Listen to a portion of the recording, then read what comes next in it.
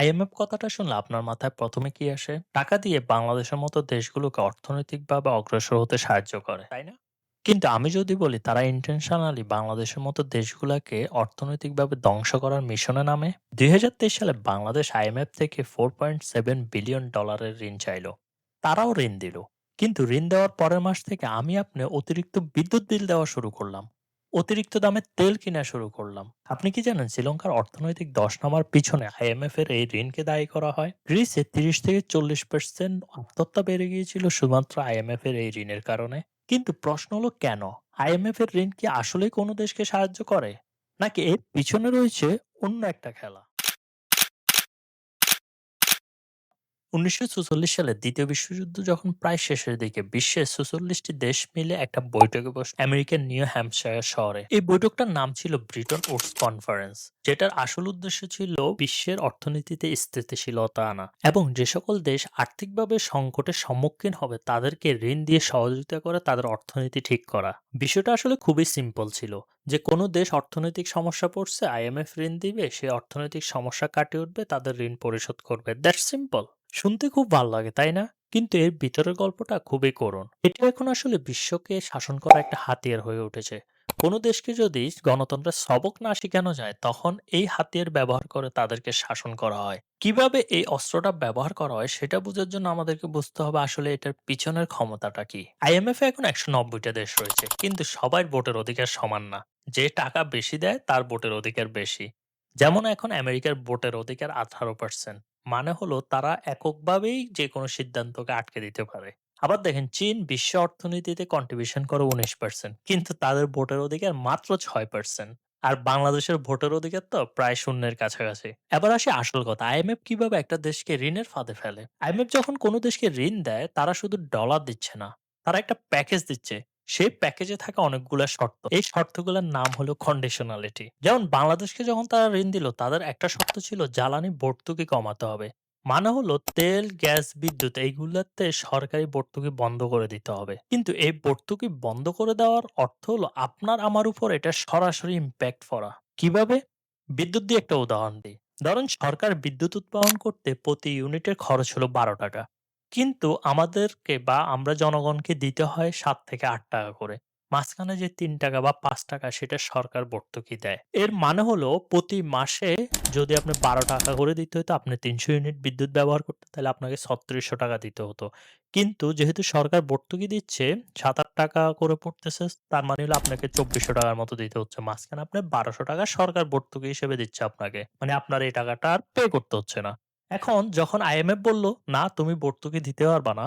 তখন এর মানে হলো ৳১২ উৎপাদন খরচ হইলে আপনাকে ৳১২ দিতে হবে। মানে আপনাকে ৳৩৬০০ দিতে হবে মাস শেষে ৩০০ ইউনিটের জন্য। এর মানে হলো আপনার আগে যে ৳১২০০ সেভ হইতো এটা আর হচ্ছে না। আপনি ওই ৳১২০০ দিয়ে অন্য যেই কোন জিনিস কিনতে পারতেন সেটা আর কিনতে পারছেন না। কারণ সেটা এখন আপনার বিদ্যুৎ বিলে চলে যাচ্ছে। এটার মানে হলো আপনার জীবনযাত্রার মানের উপর একটা বিশাল প্রভাব ফেলবে। আমাদের নিত্য প্রয়োজনীয় জিনিসপত্র ক্রয় ক্ষমতা হ্রাস পাবে এবং এটা সবচাইতে বেশি ইমপ্যাক্ট করবে মধ্যবিত্ত এবং নিম্নবিত্ত মানুষের উপরে। আবার আইএমএফ বলল যে, "ওকে, আমি তোমাকে ঋণ দিচ্ছি, ট্যাক্স বাড়াইতে হবে তোমার।" তখন সরকার ট্যাক্স বাড়াইলো, মানে ভ্যাট বাড়ালো, মানে হলো জিনিসপত্রের দাম আবার বাড়লো। ট্যাক্স বাড়ার কারণে আপনি যেটা আগে ৳৫ দিয়ে কিনতেন, এখন ট্যাক্স বাড়ার কারণে ওইটা ৳৬ হয়ে গেল। মানে আপনার বেশি দাম দিয়ে কিনতে হবে। কিন্তু সবচাইতে ইন্টারেস্টিং যে বিষয়টা বা যে শর্তটা সেটা হলো যে সরকারি প্রতিষ্ঠানগুলোকে বেসরকারিকরণ করতে হবে। মানে হলো এটা হলো ইন্টারেস্টিং। এটা হলো পলিটিক্স এবং বিজনেস। মানে হলো বাইরের কোম্পানিগুলা চাইলে ওইগুলা যাতে নিয়ন্ত্রণে নিতে পারে। তখন আল্টিমেটলি কি হয়? আমরা একটা ঋণের চক্রে পড়ে যাই। যেটা আসলে আফ্রিকাতে হচ্ছে। আফ্রিকার গোল্ড মাইন গুলা এভাবেই কিন্তু নিয়ন্ত্রণ করছে বিভিন্ন কর্পোরেট কোম্পানিগুলা। আফ্রিকার ঋণের ফাঁদে ফেলে। এখন এই শর্তগুলো দেখে আপনি বুঝতে পারছেন যে এই ঋণ কি আসলে বাংলাদেশের উন্নয়নের জন্য বা দেশগুলার উন্নয়নের জন্য, নাকি এইখানে অন্য কারো স্বার্থ রক্ষা করার জন্য? দেখেন এর ভয়াবহতা বোঝার জন্য কিছু বাস্তব উদাহরণ দিই।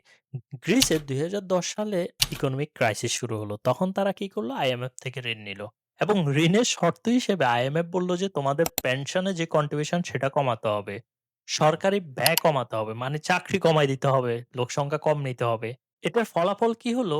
একজন বৃদ্ধ যখন ৬০ বছর বয়সে পেনশনে গেল, সে দেখল যে যেহেতু গভর্নমেন্ট কন্ট্রিবিউশন নাই, তার পেনশন অর্ধেকে নেমে গেল।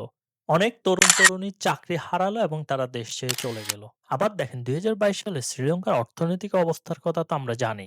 কি অবস্থা হয়েছিল। এটার পিছনে মূল দায়ী করা হয় এই আইএমএফ এর ঋণকে। শ্রীলঙ্কা বহু বছর ধরে আইএমএফ এর পরামর্শ অনুযায়ী তাদের অর্থনৈতিক সংস্কার করে আসতেছিল। কিন্তু সেটা করতে গিয়ে তাদের ঋণ এমন পর্যায়ে পৌঁছালো যে তাদের আর আসলে বাইর থেকে কোনো কিছু কেনার ডলারে ছিল না।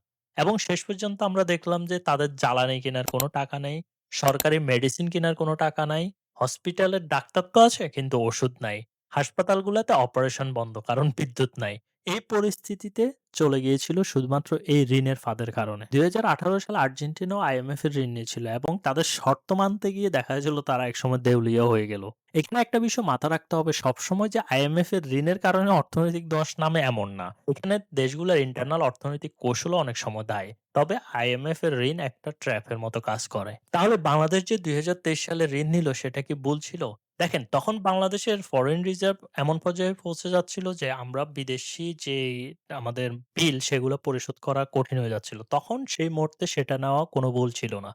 কিন্তু এখানে একটা জিনিস মাথায় রাখতে হবে, সেটা আমরা কোথায় ব্যবহার করতেছি, কিভাবে ব্যবহার করতেছি।